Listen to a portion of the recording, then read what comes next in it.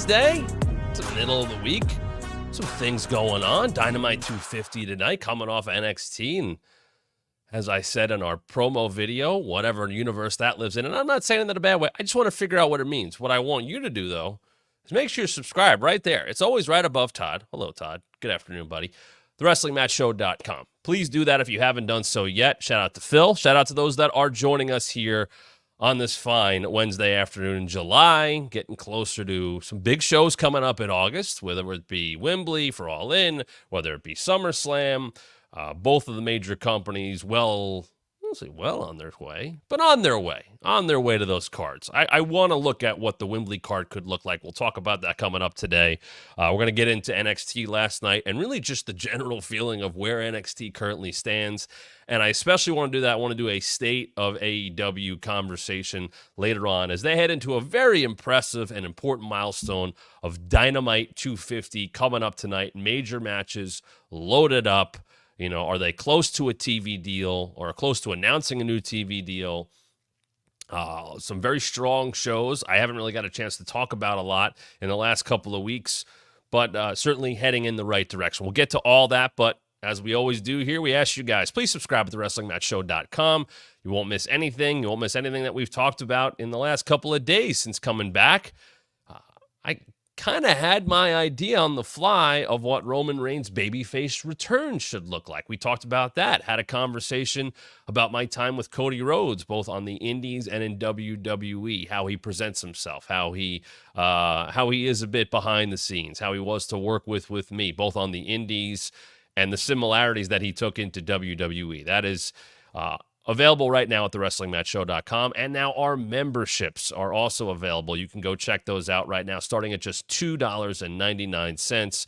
We're going to be doing members-only live chats. We're going to have live streams for various events where I will just go live with our members in a certain tier for a Raw, a SmackDown, NXT, a Dynamite, Collision, whatever it may be. Our merch, which is coming out very soon. You're going to get discounts on that if you're a member.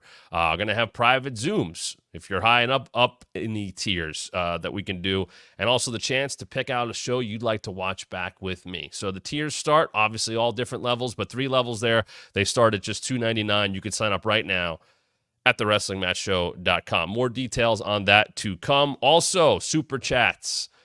If you get one in on today's show, tomorrow's show, Thursday, or Friday's show. We've been running this for a little more than a week. You get entered. There it is, right underneath me. The signed Double J, Jeff Jarrett, signed Bendy. If you get a super chat in, you get entered into the giveaway for that. Jeff, certainly a very in-the-news name over the last month with the great work he did, both in-ring and character work and promo work, and sharing a lot of real emotions during the Owen Hart Foundation tournament. And who wouldn't want to have a signed Double J Bendy? So get a super chat in on today's show or tomorrow's show or Friday's show, and you'll be entered into the giveaway. There are some entries already, so you want to get in there and get your chance. We will be running that until Friday. We'll announce the winner next Monday right here at TheWrestlingMatchShow.com. So a lot to get into here on the show today. Thanks for you guys for joining me. Before I get into NXT last night, I just wanted to address a little bit of some of the I don't even say feedback, just conversations I've had. And I've had conversations, I've said this a lot, with people in AEW, very high up, whether it be talent or people working behind the scenes. Same thing at WWE. I'm always, I think, on this show very constructive in my criticism. That's what I always want to be. I would love both companies to be operating at the highest creative levels as much as possible all the time. I root for that. Wrestling fans should root for that. My goodness, this show is great. Can't wait for the one tomorrow. Can't wait for... That's what I want to be. I think that's where everybody wants to be. I'm not a personal attacker. I won't do that. It's not worth it. Anything that I have said criticism-wise is at the business level, and I'll always keep it there. And I think you guys know that. I have had people from both companies, talent, high-end talent, main event talent, basically say they'd like to come on the show. And I think, as you've seen, hasn't happened yet. Now, on the AEW side, no issues there. I think that's something we're still working towards. That door's open. On the WWE side, I talked to somebody multiple times that you have seen on television in the last week in a very prominent role who would like to come on this show. Currently, not happening. Don't know why, but basically that's what I was told. It's funny, though, that I hear from talent. I've heard from people in creative who are enjoying the show, and people who I would say, not necessarily directly, but I've been critical of in terms of my constructive criticism, and they get it. They get it. This is what this is. Still happy to have a conversation. I was extremely critical of some things that I said about people in AEW, and I've talked to those people very nicely because they get it. For the majority, talent gets it. I think when it goes higher up is when it gets a little muddled. But I will tell you, they're watching. They're paying attention, and they're watching. We have the most interactive pro wrestling show out there. I will always want it to be that way, whether it be live in the chat, whether it be in the comments after the fact. Anytime you guys are leaving comments on our past videos, you know you're going to hear from me. If you've ever put a comment in there, you've gotten some kind of response. I love doing that. I love the back and forth. People have made some great points in those comments. And yes, I literally just said that about YouTube comments. That's how much I value those of you who watch the show and take time to watch the show live or after the fact or make a comment. You've jogged my memory on some things. There's some really good ideas that whether it be things to talk about on the show, whether it be, oh, well, what if they did this with this guy or this with this woman? I love having that conversation. That's what this is all about. There's other shows that just want to knock, rib, this is horrible. This company's going to... I am not one of these old wrestling guys who's just going to rip on the new product. That's a business model, by the way. It's very much a business model. And it makes people a lot of money. And if they're getting people to watch, subscribe, and pay money, I guess it's working. That's not what I'm going to do. You're not going to hear that from me. You're going to hear positivity where it should be. You're going to have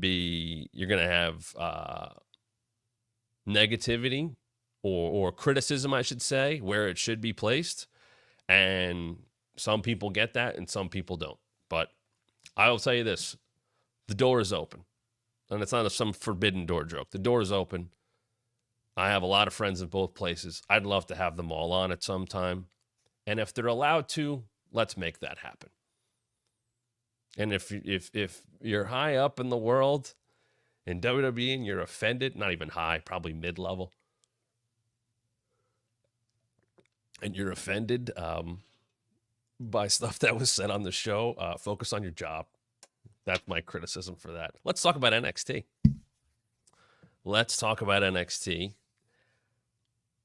And I've said, and I think it's probably going on a month, right? We're probably a month and a half since the whole, NXT, TNA stuff started. Maybe 2 months, month and a half, 2 months. It's been a kick in the pants to the show in a good way. And I think the ratings are reflecting that. There is intrigue. I talked a lot about, Forbidden Door and the concept of Forbidden Door not being what it used to be. Not to say that the show was bad, and it wasn't. As I said, I got to see some friends. I enjoyed the show.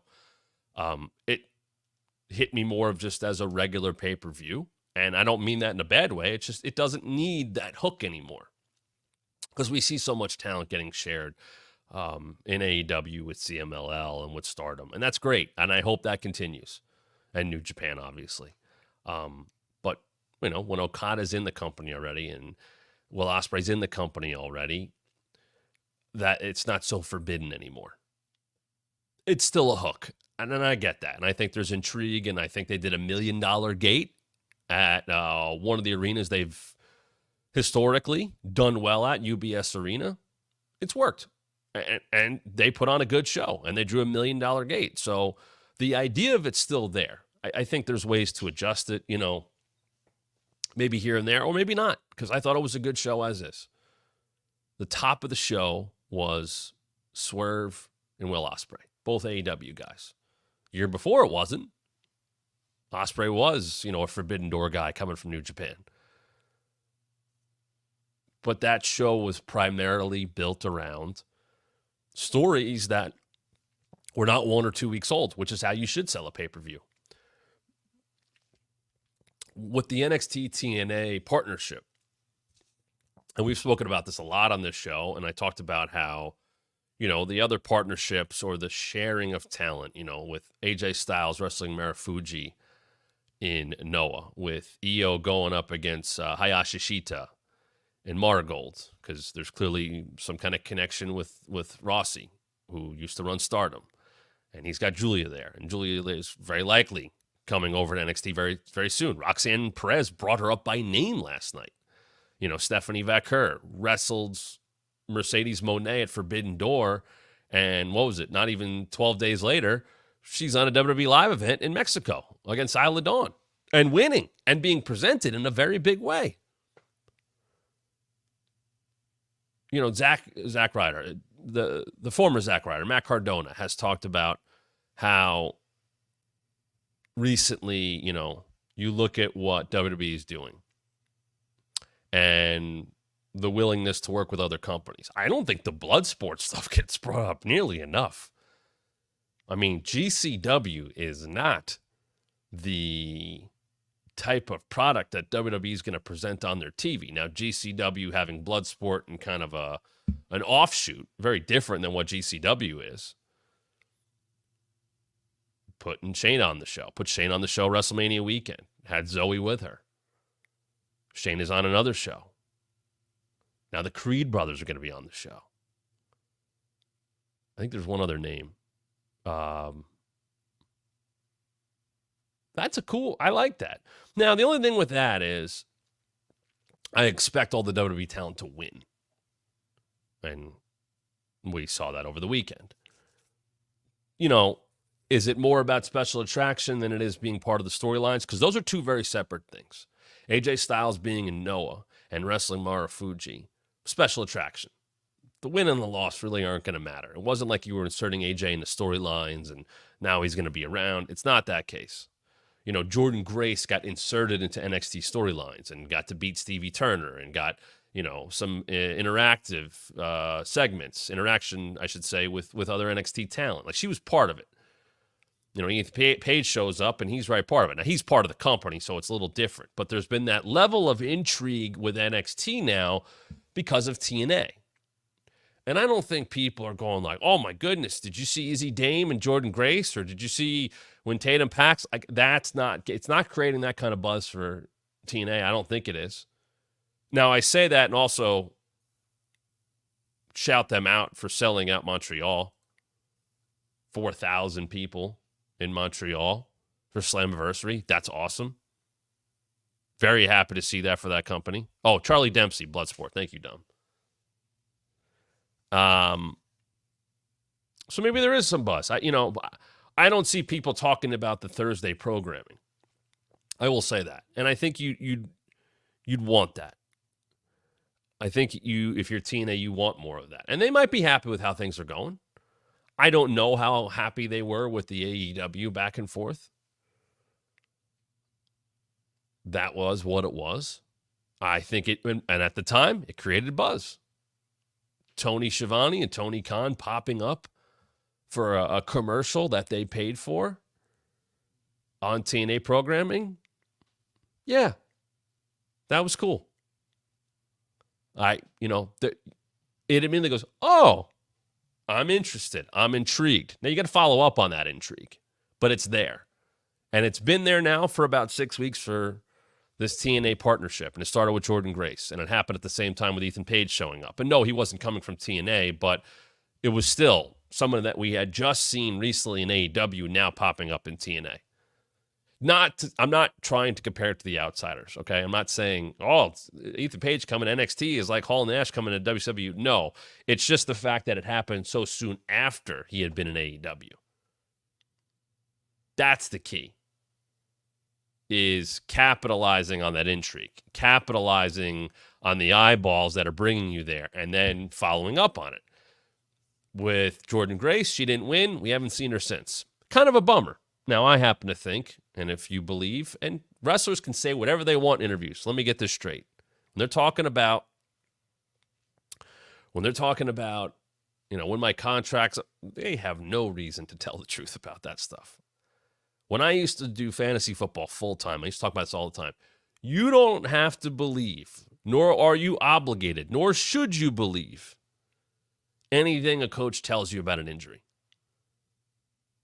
For American football fans out there that are watching, there's an injury report, and if those that don't know, there's an injury report that comes out every single week, and it's Wednesday, Thursday, Friday if you're playing a Sunday game, and they have to put on who practiced and who didn't. And there's a coach to the Seahawks, Pete Carroll, always talk about, my running back's feeling good, and it was always a lie because the player was more hurt than they let on, and he would talk about playing time, and you know what? He's allowed to do that. And if I'm a wrestler, I'm going to use all of my media because no one's checking. That's the thing. No one's following up on this stuff for the most part. Some do. I don't want to group all wrestling media. But there's a lot of, well, they said this on my show. I believe it. And you know what? You can negotiate through the media. And you can put out news like that. And you can get your name. There, who was it? Ricky Shane Page he's a free agent now. Wonder where that came from. And smart of him to put his name out there. Will it lead to anything? We don't know. But there are some of your favorite wrestlers absolutely use the wrestling media for their own good. And the wrestling media will be happy to take a headline and put it out there. And they get clicks and they get subscriptions and people pay whatever it costs for their premium site. I get that. That is everybody knows that they're trying to get something out of the fans. Or they're trying to get a better contract, or whatever it may be. You'll use the media. You'll use interviews. So if Jordynne Grace is indeed up in January, I expect her to show up in WWE. I expect her, barring an even much longer contract, to be in WWE full-time. And the other name, obviously, that's been big in this whole thing is Joe Hendry. And the man is a walking meme. He is. And I've said, he's got two paths here. You can remain the walking meme. And sometimes, as you get down to another path, as the funny guy, it sputters out. The thing that's over, but it's funny. Do you believe in the thought of funny equals money? A lot of people don't. Are you Mizdow? Is it a Fandango situation? Where, that was fun to chant and all that, and it went away. Now, there's funny guys that stick around, and that's their role. I think a lot of people, looking back, would be thrilled to have Santino Marella's WWE career. R-Truth is beloved. Yes, he was a tag champion, but I think as we've seen the last couple of years, and by the way, 5 years since the 24/7 stuff with this guy right here, Drake Maverick. 5 years ago this was. Truth's been doing comedy stuff for at least 5 years. Hell of a career. A lot less bumps. That's a career you want to have. Is Joe Hendry going down that road? Or is there more to this? He qualified for the Slammiversary title match. Doesn't seem like he is getting the shot at Ethan Page, even though it was not necessarily directly teased, but they popped his face up without the music after Page won at Heatwave. And what was that to do? Well, we saw him in the main event last week win. Popped up on commentary last night in NXT. That handshake was staged. I'm just kidding. Of course you wouldn't have to write down that you're going to shake Joe Hendry's hand. Or write your first 4 lines to what you're going to say to him. Of course not. You do that in the moment. Joe Hendry pops up on They're really leaning into the say his name and he appears. Whether it was the backstage when Trick mentioned him and he pops out of what I believe was Shawn Michaels' office. Or the commentary, or Gallus bringing him up, and sprinkle a little Joe Hendry on it. I had who did I have a conversation with the other day? Oh, geez, I can't remember now. Oh, that's going to bother me. I had a conversation about McAfee, and I think I've talked about it here, where I joked, like, when in doubt, what's Pat doing? We'll do that. It's like, pull a little Pat on it. Pat's super successful because Pat's Pat, and Pat has created his own brand for the brand, quite literally. He has created his own voice. He is very unique in what he does. You know, when Pat would do commentary, he would show up, you know, because there was a time, remember, and I don't know what it is now. He used to document all this stuff with Foxy. Evan Fox, his videographer, does a lot of things for him, where it was like, hey, we're getting on the plane to wherever SmackDown is this week. We were just in Indy. You know, he would always show those private plane things. And I know that's changed, and you don't see him show up on Raw wherever he is coming from. You know, he's in Indy, and it's like, Raw's in Buffalo, Raw's here. He's got to get to those places somehow. But Pat would basically just show up and do the show. And I think, for the most part, that's working. I know there's people that don't like him, but the enthusiasm that Pat brings is not about prepping or over-prepping.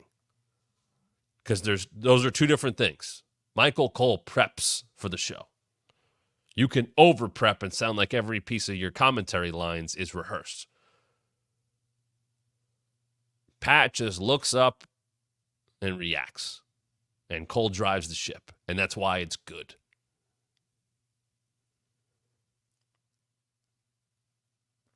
Cole knows how to play off of McAfee. But there was a lot of, well, if Pat's doing this, it must work. We'll do that here. If you know, I always had conversations with executives, and they'd say, well, you know, Pat does this. So on this show, you know, when they screw up, they do. That's their show. That works for them. It's such a, oh, God. And I think this happens in movies. I think it happens in TV. This worked, so now we're going to do the same thing. Well, you don't have those people. You don't have those personalities. That's not, what they do is different than what we do. It happens in sports. Well, a college coach got hired for the NFL. Oh, it worked. Oh, they won 12 games. Well, now everybody's going to hire college coaches. Well, that didn't work. Now we're not going to hire college coaches. Now we're going to hire offense court. It's a copycat world. So sometimes when one thing works, it's assumed it can work elsewhere. And I bring up that because I think of, like, Pat, well, sprinkle a little Pat here, sprinkle a little Pat here. You know, I'm quite frankly shocked that ESPN is cool with Pat running an angle for Raw on the USA Network on his ESPN show. Maybe he has that much power, and good for him. That's tremendous. But it is kind of wild that they're running angles with the Wyatt 6 tapes and all that, and have been, on ESPN for a USA Network show, or to send people to anywhere but ESPN. None of this could send you back to ESPN.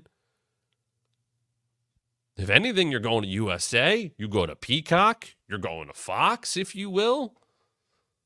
But you're not going back to ESPN. But that's where Pat's at. But it's the sprinkling of Pat. And I think of the sprinkling of Joe Hendry right now in NXT. People just want to see him. So they're giving him that. And you got Shawn Michaels' Twitter account going, you know, ever had a song stuck in your head for a whole week? They're playing into it. And what you now have is the perfect combination. You have the multi-billion-dollar wrestling giant with the best social media team you're going to see in the business, and really one of the best overall. And you have a wrestler who's gotten over virally, and now the massive company with the massive reach can give the viral wrestler whose theme song is 4 years old but is now being seen by a far bigger audience so much more exposure.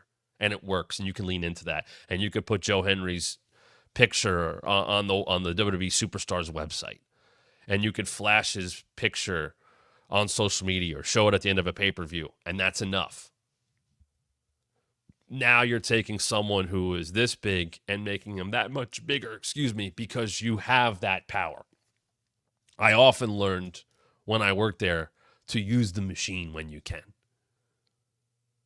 I've told the story about how, we were doing the bit on the bump where Stokely would always be, we were doing the Matt Damon, Jimmy Kimmel bit. Sorry, we ran out of time for Malcolm Bivens this week. And we kept doing that, and he would play into it. I'm trying to get on the show, and he would send videos in. And for the Christmas 2019, the bump had been on there for a few months. For that episode, for that little mini marathon, I worked with Stokely, Bivens at the time. He worked with people in NXT. I worked with people on the network side. I worked with people on the social side. And we had a whole plan for his stuff, these little ways that he hacked into the show to play in between the episodes. And he wasn't really doing much at NXT at the time. So he got Indy involved, and he got Wendy Chu involved, and he got Xia Li involved, and he got Roddy and Marina and Troy Boy, their son, involved, and Norman Smiley was involved. So, but I had to work with the network, and I had to work with the social team for the stuff to get integrated into this marathon. And guess what? It worked. And it was cool to go, we just used the machine. I got into a rivalry with Xavier Woods. So I talked to the up, down people, the good ones that knew what they were doing. And was, how do we battle back and forth on social media? Okay, I'll tweet this and you tweet this. We're working together. It's all for fun, but you can use the machine. Right now, Joe Hendry has the machine behind him. He's taking advantage of every bit of this. When he gets mentioned somewhere, when someone mentions him, whether it's on a non-wrestling thing or a wrestling thing, they put something up on at Raw, and people were singing his song, and he's jumping on it, and he's very active with all that. He's very active on social, and he's paying attention. And you know what? That's part of the hard work of this. Those aren't bumps.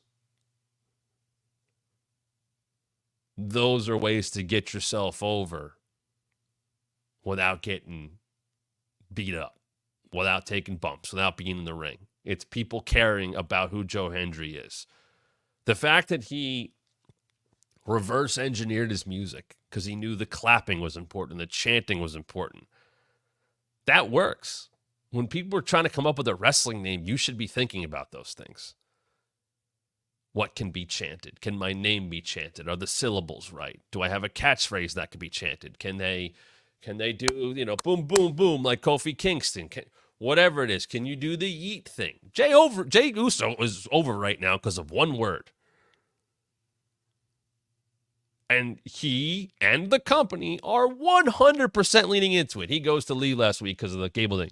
Yeet, and he's gone. The stuff with Dom and Priest. Yeet. It might get driven into the ground, but right now, it's over, and it's working. No one's talking about Jey Uso's matches, and you don't need to. The guy's got a custom entrance right now that only he gets. In the concourse, coming through the crowd, they're all with it. And I had heard conversations when I was there about, it would be cool if we could shoot. I was talking to the social team. It would be great if they could shoot it this way. And guess what? They figured out how to do that, putting somebody in the crowd so you can be there without being there. And you put that on TikTok. Whoa. That's an advertisement for your show right there. Look how cool this experience is. And right now, I think that's Joe Hendry in NXT. It's fun.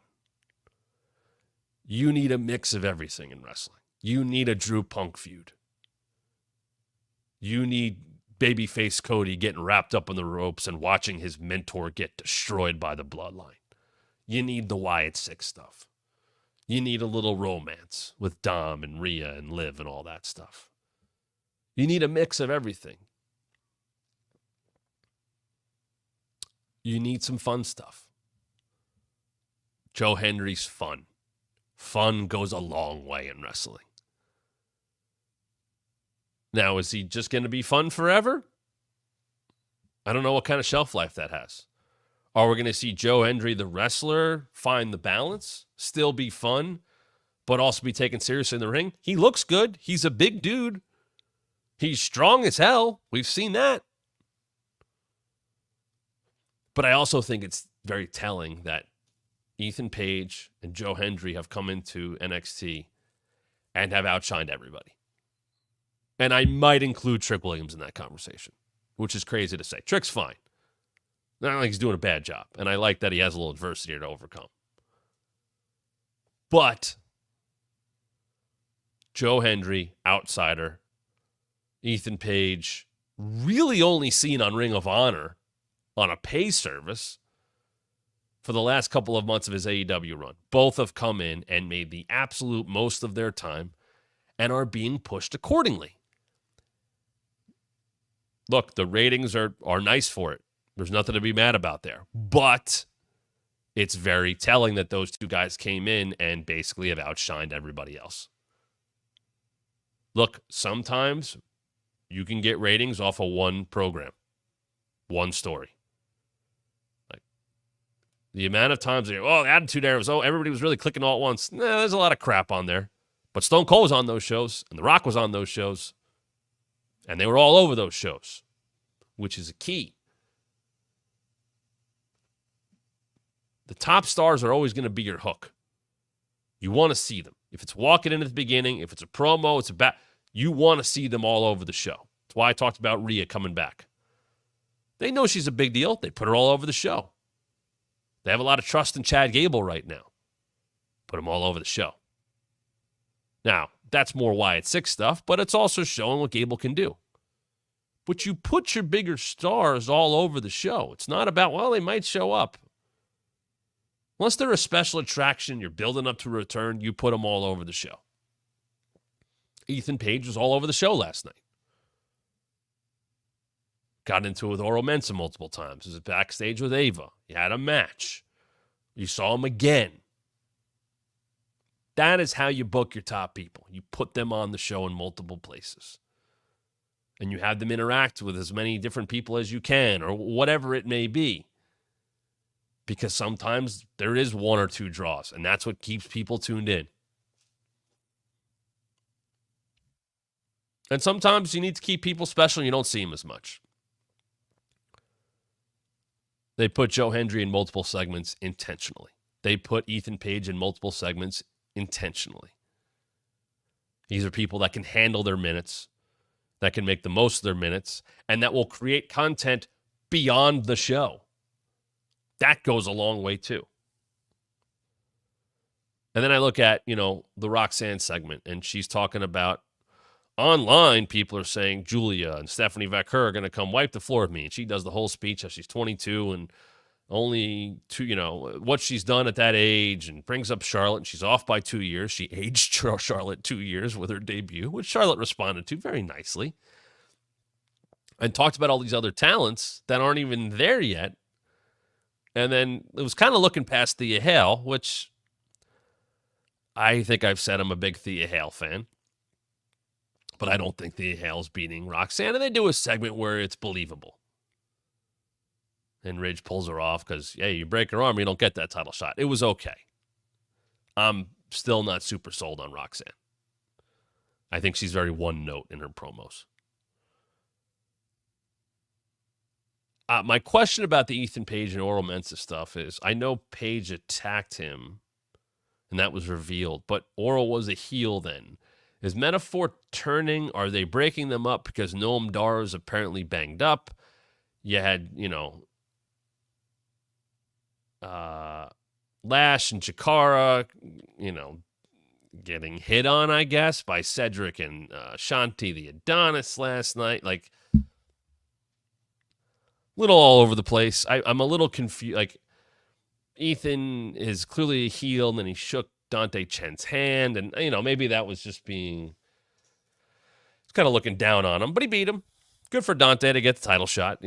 Even making sure he has to wrestle somebody. I'm going to wrestle somebody with pride or respect or whatever the heck he said. Ethan Page versus Oro Mensah is a TV match. It ain't a PLE match. It's hard to heat somebody up for a title match when they were a background player in their own group. And maybe there were other plans there and Noam got hurt. And I get that. That you gotta pivot sometimes. But that's not a big match to me, even if the attacks have been going on. Because Ora's just not established enough for people to care about him. And then we have what's going on with Brooks Jensen. And, him and Briggs are still talking. And Briggs, stood up for him. But Briggs was out there when Brooks lost to Evans. And then Spears comes out. And he's like, it's all right. Don't worry about it. And at the end of the show, they set up a match. And this is the end of NXT, is a Brooks Jensen, Josh Briggs segment outside. And we'll go no DQ. So now former, current, whatever friends are going to go no DQ. And Jensen's saying it's got to be no DQ. And he gets in a car, which I assume driven by Sean Spears. And I don't know if anybody's like, who's in the car? Well, is that his mentor? Well, he's been there a few times in WWE system, so Sean Spears knows what it is to navigate those waters. He's the mentor for Brooks Jensen. Maybe. I just want to know what the payoff is. He's interfered in title matches. He's beaten up people. He's beaten up Evans. He took him out last week and set up the match this week, and then he lost. Sean Spears came out and Briggs, and he lost, which was weird. Like, you're going to go with this guy, shouldn't lose. Or if you're giving him this much time, he shouldn't lose. And he just loses. And I don't think anybody's pointing back to those great Brooks Jensen classics. And I'm not knocking his ability. I'm just saying he just was never given that opportunity. He wasn't presented in that way. He was never presented as some big star. He was the shucks, in love with Fallon Henley or Kiana James, I should say, guy. That was what he did. He was fine in that role. And now, what is he supposed to be? What's the payoff here? I ask you this. Do you care about Brooks Jensen any more than you did when he was in the Cowboy trio with him and Fallon and Josh Briggs? And I assume that Briggs, because it's no DQ, Jensen will go further than he ever has before and, beating up his friend and taking him out because Josh Briggs got to go to Noah and wrestle in their at the N1. That's going to be there for some time. So that's a write-off for him. The other part is when they walk outside, there's Ren Sinclair still trying to get into No Quarter Catch Club. And there's Trick. And it was like everybody was waiting to get picked up from school or like, I've joked about this. They don't have a typical backstage area. The gym you've probably seen many times. And it pops up, which it's still an active like workout area. There's like the AstroTurf field or whatever it is, and there's some weights and all that. They have other places to work out.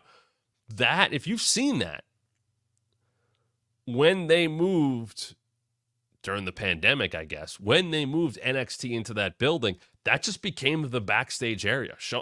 The Matt Bloom and Shawn Michaels sit in Gorilla right up at the front of that. It's just this big open area. And people who are working or, stretching and there's the picture areas right there. It's just one area. It's not like an arena. It's not treated like these little backs. They have an upstairs, and you've seen When they shoot that locker room set, that is that. There's a lounge up there. I think they did the thing with Chikara and Lash last night in there. Like that's all connected. But that gym and workout where you see people rehab and stuff, that's like guerrilla. That's the backstage of NXT. There's a couple of desks that are wired just like they would be at Gorilla on Raw or SmackDown, right behind the curtain. When you see, and they've shown this, when people come out through that curtain and they get they do the congratulations, that curtain, Sean's desk is right there. Sean is in the seat that Triple H was sitting at Raw or SmackDown. It's the same thing. And Matt Bloom's there with him. And they have somebody talking to the ref on another mic. Like, very condensed version of what the gorilla position that we've now seen plenty of times on Raw and SmackDown, whatever they call it, the control center or the communication center. It's the same thing. So when you walk through that curtain, you're walking into this big gym area. And Sean gets up and shakes his hand because he's sitting right there. But it's very high school because there's everybody who's on the show for whatever reason, whether they're on Level Up or they're on NXT. And then it's a bunch of the people that we may never have seen before. The NIL people, the people that they've recruited, who everybody's very young. Everybody's young. It's a little cliquey. They just kind of sit there and they're supposed to watch and they go to TV and some of them take pictures or do social media stuff because they want to. But a lot of them are learning on the fly. But it's just this big open air hangout and you look around and you're like, this is high school. So when I saw everybody lined up at the end of the show last night in the main entrance to that building where security greets you, where the person who runs that building has an office right there. They walked right out that front door. And like everybody was lined up like high school's, hey, where are we going tonight? Like that kind of, it was so weird. Like that's why I asked the question, what is this NXT? Because there's these elements of 2.0 that are existing where it's very young and unexperienced. And I've said it over and over again. It's still very much developmental in front of our eyes every Tuesday night. And I talked about this in the last couple of days. OVW and Florida Championship Wrestling. Yeah, maybe they had some local TV deals, but they were not, you could make mistakes on those shows and people didn't know about it. You could grow up, you could learn, you could mess up, you could develop. Sure, it's on local television, that gets you somewhat used to that. But WWE has been able to sell this show. And they're able to sell this show because of the branding. So they're going to make money off it. Hey, we have this developmental show. We can make money off it. Okay. And they're going to make more money off it when the CW deal starts. Now, how will that show look? Are they trying to tighten the show up a little bit? It was no mistake that we saw Judgment Day and Seth and Becky and AJ and a host of others, main roster, big name talent pop up on NXT when they were negotiating the deals and helping raise the ratings, which admittedly have done well as of late without those people. I mean, who are the biggest names outside of the normal NXT roster? Meechin, Anderson, and Gallows? That's pretty much it. So they're doing okay. They're doing more than okay, I would think you would say, with what they have there. But they put those people on there to raise the profile of NXT, which is a good thing. Good to connect the shows. Under Vince, NXT kind of lived in its own world. And when people would come up, I think even now you still have to introduce them to a bigger audience because it is a bigger audience. But it was treated as if like NXT didn't exist. And people wouldn't get chances or wouldn't get pushed or their entire history got wiped away. You can't do that's dumb. You're treating your fans like they're idiots. You've never seen this person before. But watch NXT tomorrow. Yes, you're going from 700,000 to 1.6, 1.7 on Raw or 2 million plus on SmackDown. Yes, it's more than double of their typical audience, but it's still under the WWE banner. Many, many people still follow the NXT social media, even if they don't watch the show every week. It wasn't treated the right way under Vince. It's better now. And there's better crossover and promotion, and that's good. And it's why NXT has a TV deal. It's a big part of it. It's under our umbrella. Hey, we can make money while we get these people ready to be on Raw, to be on SmackDown, to be on PLEs, to help carry the company into the future. That's not always easy for the talent that's developing. You watch some of those backstage skits, they're rough. The acting is not good. It's a weird world. There's some people that have been able to easily make the jump, and then there's acts that I look at the bloodline, and then I see the tongue-in-cheek stuff of the D'Angelo family. Are they killing people? Well, that's the thing. We're in on the joke. But like the bloodlines do it, like look what they did to Cody. Wyatt Six leaving people bloodied and beaten up. Are we going to treat the D'Angelo family the same if they all make it to Raw and SmackDown? That they're this dangerous unit? Or is it going to be kind of that NXT within its own universe, tongue-in-cheek stuff? What would a Chase U be treated like on Raw and SmackDown? Because there's a level of believability, and you have to sell for that, and you can have the Alpha Academy, and it just be a generic name, and you could say, oh, he's getting training and all that stuff, but it's very surface level. Chase U was like, we're in a classroom, we almost lost the school, and I like that too. It's fun. I just don't see how that kind of stuff translates to Raw and SmackDown.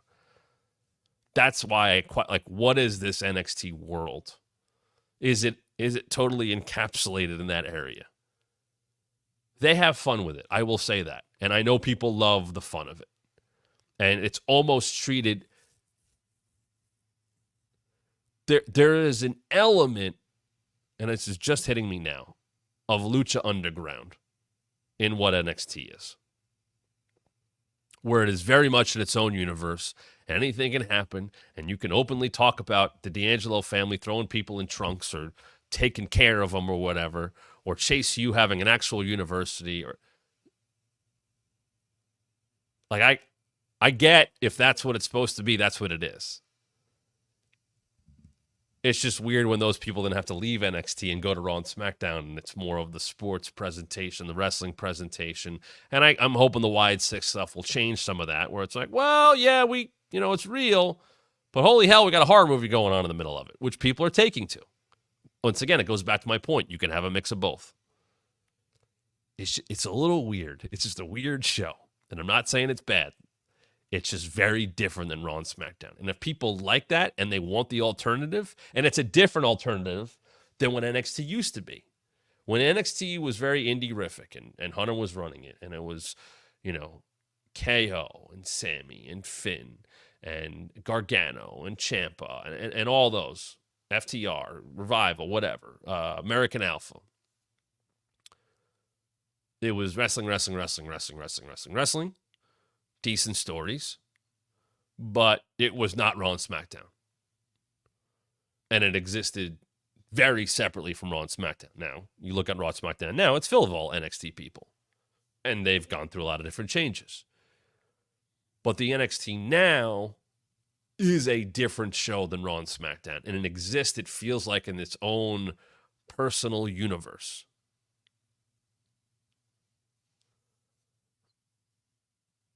If the ratings are there, maybe that fits well with CW and their demographic. Perhaps that is the case. And perhaps I'm thinking of a much older CW.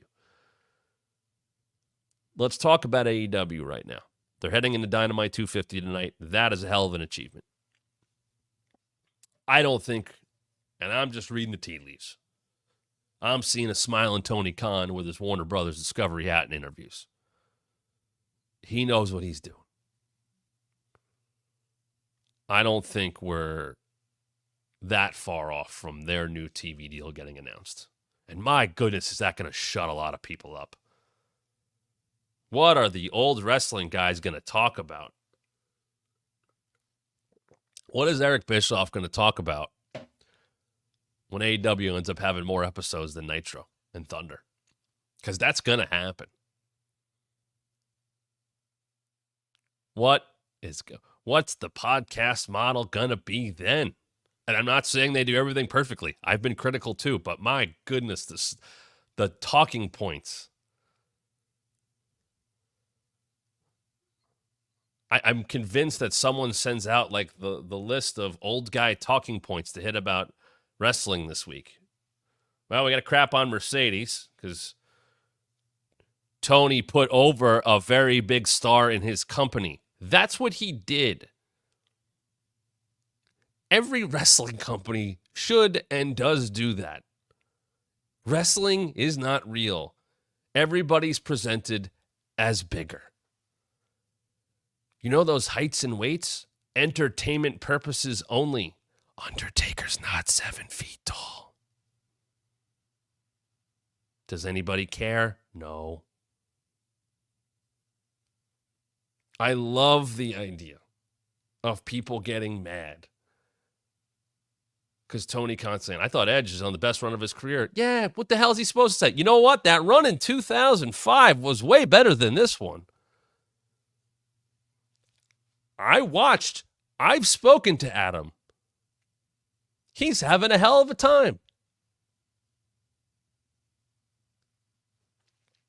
If Tony Khan wants to put over Mercedes Moné, he should. He should promote his big stars. And if he wants to use hyperbole, he's doing what every wrestling promoter in the history of professional wrestling has always done. Hulk Hogan has made an entire career of lying about his accomplishments. Because wrestling's supposed to be bigger than life. It's supposed to be entertainment. It's supposed to be big. It's supposed to be ridiculous. You're going to tell me a guy putting over one of his big stars is any different than me believing that Undertaker's a dead man? Or that Kane had his face burned off? No! It's all the same. It's all just promotion. It's amazing that these old guys forget that they did. How many friggin' times did Eric Bischoff have Tony Schiavone say, this is the biggest night in the history of our sport? No, it's not. Goldberg, Al Green is not a big match. But you know what? Promote it accordingly. Go for it. As Cam just said, you're just selling the product. Tony Khan is selling his product. Triple H says the same stuff after every damn press conference because he's selling his product. That's all it is. And everybody gets worked up. I can't believe it, but no, he's putting over his talent. That's what he should do. That's what a good promoter does. Triple H tried to cover for Damian Priest and the kick-out thing at Money in the Bank because he's doing the right thing. He acknowledged it. He didn't try to blow it off. That would have happened in an older regime. But at the same time, he defended his guy. I appreciated that. I wish they didn't run to social media. There's a lot of good things that happen. That doesn't get taught. And he's not wrong. He was trying to cover for his guy. It was a massive gaffe. Massive gaffe. He stuck up for his person. He stood up for his person. Tony Khan's going to stand up for his people. Good promoters do that. And as we head into Dynamite 250 tonight, you got Swerve and Okada, champion versus champion. I said this. I loved the initial funny Okada stuff. I think they've leaned into it too much. I want to see a guy who at his best might be the best wrestler in the entire world, Okada. That's what I want to see more of. I like that he has found his way to being an active and regular television character. Not easy to do. Probably went too far in that direction. And you can run that, you can bring that back a little bit. When he showed up and he wrecked those enhancement talents, and he was just Okada, heel, dick, I'm the best. That's what I want to see. And I want to see him get in there and have a hell of a match with Swerve tonight. And they will. I don't know what the finish to that one is. AEW does not do DQs. I appreciate that. They'll do run-ins and such. What's the finish? Do you want Swerve pinned before Wembley? Do you want Okada pinned at all? If there was a time to do a DQ, it's tonight to set up an absolute brawl to promote blood and guts. That's the move. If you're going to do a DQ or a no contest, you got to have something on the back end.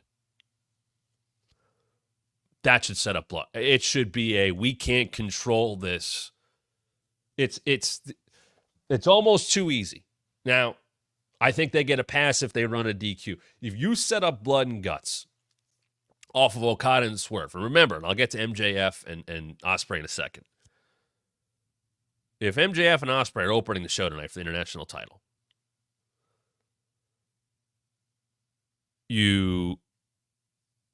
I don't think you're putting Mercedes and Nyla in the main event. So you're going to do Swerve and Okada. Now, someone just said 30-minute time limit. They could go there. They just did a time limit about a month ago with FTR and Blackpool Combat Club. Hell of a match on Collision. I will say again, go back and go find that one. It's amazing. They did a time limit, though. They could go time limit tonight. They could do that. I think I would rather see the 250th episode of the show close with absolute mayhem, with people fighting everywhere.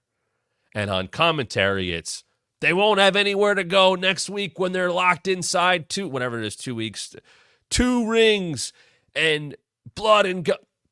They'll be confined to that cage. We can't control them tonight, but they won't have to worry about that next week because we'll have 2 rings and a steel cage and it will be blood and guts. That's it. Anarchy tonight.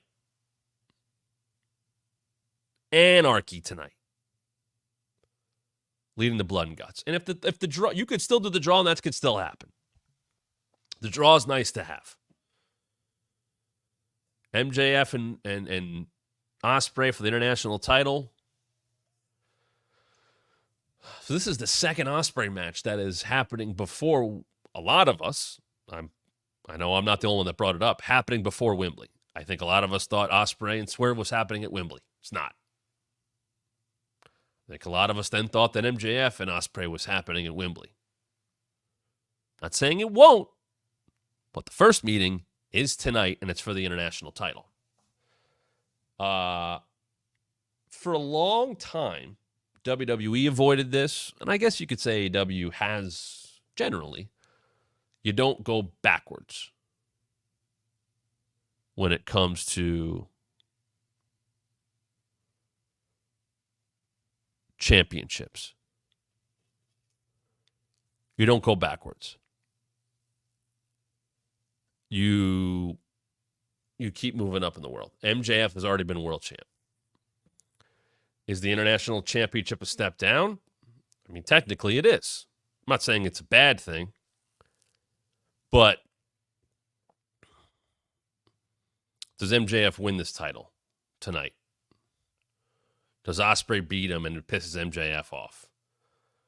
Does whatever the finish of tonight's match lead to another match between the two of them in Wembley? How does Daniel Garcia get involved? Does Daniel Garcia screw over MJF tonight? And we do get MJF and Garcia. Where does that leave Will? Is it a triple threat? I like that it's not obvious. I'm a big fan of the fact that it's not obvious. If MJF won tonight, I wouldn't be surprised. If Ospreay walked out with the title tonight, I wouldn't be surprised. I don't know necessarily where they're going specifically. That's a good thing. As I looked at the card, and one more here about tonight, we're going to get Mercedes and Nyla Rose, because Mercedes says, anybody can challenge me for the TBS title, except Britt Baker. So they heat up Nyla a little bit the other night to set her up for this match. And I know Nyla's primarily been a heel, but she's done some baby face work during her ROH time. Mercedes is a heel. Mercedes is still working at a very high level. I've been happy to see that since she's been back, whether it be against Willow or Sky or who else? I'm missing somebody. Oh, Stephanie Vaquer. She doesn't seem to be missing any beats. That's great. She still sells a lot. And for a heel who's smaller than a bigger baby face, it's a weird dynamic. X-Pac used to talk about that all the time. How when he turned heel and went up against the bigger baby face, Kane, that was tough. Like, what's he supposed to do to him? And if you beat him down too much, then it's like, well, wait, he's the smaller guy. Why do I should feel bad for him? So there is that weird dynamic. Now, Mercedes can work against somebody bigger. There's no doubt about that. But it's just the dynamics of a smaller heel against a bigger baby face. It's a weird dynamic. But I think she'll walk out winner. And then, of course, as you look ahead at the Wembley card, right now we only know about Swerve and Danielson and Tony and Mariah. Mariah is also going to follow up. She has a very big spot tonight on Dynamite. A very big spot tonight.